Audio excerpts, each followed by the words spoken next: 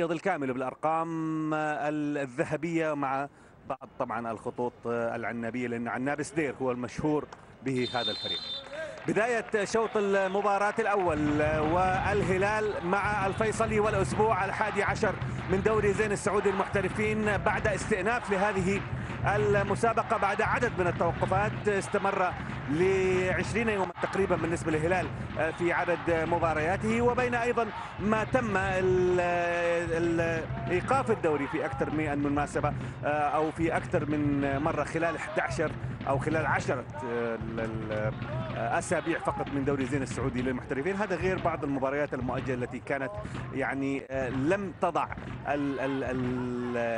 الدوري بالعجله السليمه او بالطريقه السليمه، ولكن اذا ما اراد التفوق، اذا ما ارادت الفرق السعوديه خاصه التفوق ان تصل، تعادل في مباراتين وخسر مباراه واحده، له 27 هدف كأقوى هجوم في المسابقة وعليه 8 أهداف.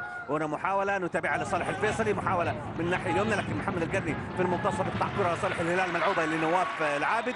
الهلال له 27 هدف، يعني مشاركتهم لم تكن موجودة. كرة ملعوبة بالتسديدة ولكن أيضا في المكان اللي يقف فيه تيسير على انتهاء حارس مرمى من فترة طويلة، لكنه عاد الآن للتشكيلة الهلالية. كلعبة أساسي ممتازة الرأسية عبد اللطيف الغنام، ولكن ايضا معها اعداد الكره من سوما.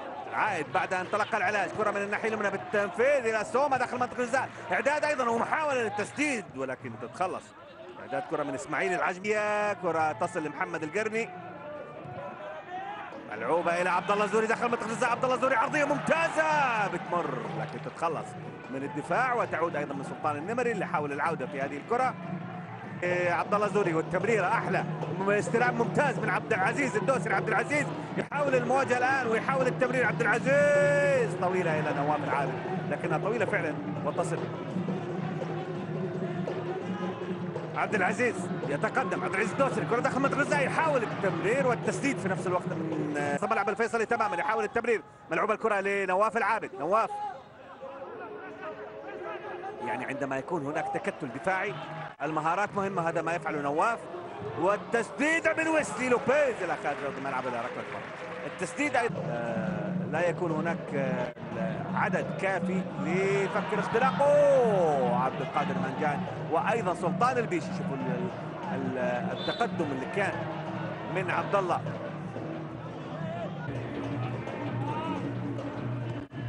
يوب يونغ سو تمريرة لكن معها ايضا